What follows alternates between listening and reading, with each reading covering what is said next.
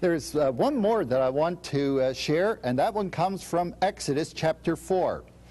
This is one more picture found in the Mosaic writings, and I think this is a very beautiful one.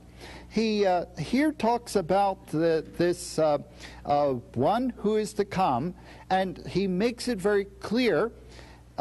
This is what you are to say to Pharaoh, Exodus 4:22. This is what the Lord says, Israel is my firstborn, my son. And then he goes on to say, let my people go, let my son go.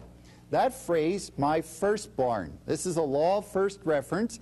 It's not going to be the only time.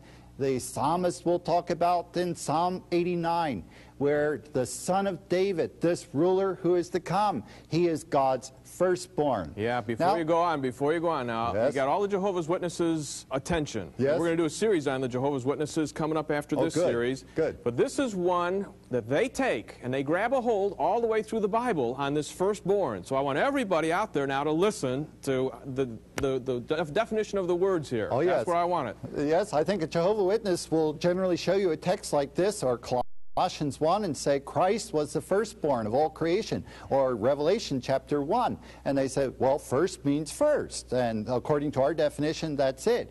But according to the biblical definition, in context, it means actually first in rank, first in priority, first in preeminence. You say, how do you know that? Because he says here that Israel, or Jacob, is my firstborn. Actually, Jacob is son number 2. Esau was born first. Jacob, who later on is named Israel.